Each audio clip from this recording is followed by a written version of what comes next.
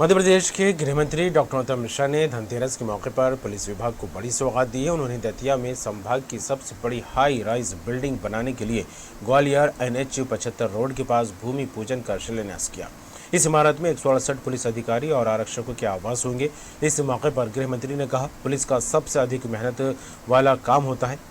मेला हो या मंदिर, जुलूस हो या आम सभा, बस्ती हो या बाजार, सभी मौक़ों पर पुलिस को सुरक्षा व्यवस्था करनी होती है। जब पुलिस हम सबको सुरक्षित रख रही है तो ऐसे में पुलिस कर्मियों को सुकून और आराम मिले, यह हम सबकी जवाबदारी है।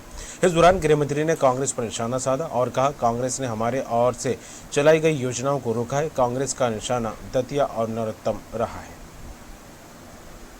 इसमें पीड़ा हर बार इसलिए भी झलक आती है कि जैसे सूर्यवंशी जी जिक्र कर रहे थे ना कि हमने 2600 करोड़ रुपया नहरों को लाए। बुरा क्या हुआ? बुरा ये हुआ कि हमारी नहरों के पैसे को इन्होंने कहीं और ट्रांसफर कर दिया। नगर निगम हमने दतिया को बनाया, कैबिनेट से पास कराया। बुरा ये हुआ कि इन्होंने उस पर न्यायालयीन बाधा पैदा कर दी। खुद करते तो करते, न्यायालय में भेज के न्यायालयीन बाधा पैदा की। हमारा पत्रकारिता महाविद्यालय इन 15 महीनों में जितना सफर दतिया ने किया है, कार्यकर्ता बंधु, किसी शहर ने नहीं किया। सारा वार हम ही पे था। हमें उसमें बुराई नहीं थी। नरोत्तम को बाहर करते, उसे जेल में डालते, EOW लगाते या जो भी लगाना था लगा देते, पर दतिया की जनता की योजनाएं जो बंद की, उसकी पीड़ा हुई। मेरा तो खैर क्या कर पाते और क्या कर पाए, जो किया मैंने ही किया। आपका आशीर्वाद था, माई का आशीर्वाद था, आपकी कृपा थी, और आपकी ताकत जिसके साथ हो वो कौन से डरेगा। माई की कृपा और आपका साथ, कौन उसो काज कठिन जग माही, जो नहीं होए तात तुम पाई।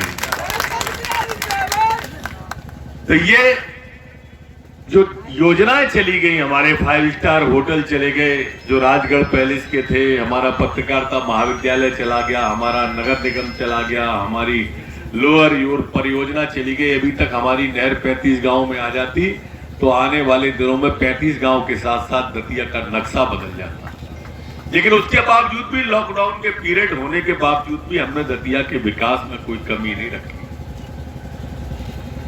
मित्रों, ये बिल्डिंग भी उसी का एक परिणाम है।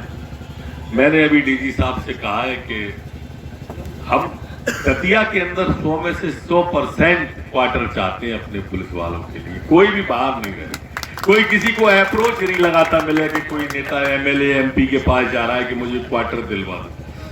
वो ट्रांसफर होके दतिया आए तो उसने अपने आप उसके बच्चों, क्योंकि मैंने स्वयं देखा है शर्मा जी, ADG साहब, कि लॉकडाउन में 2 विभाग मेरे पे थे।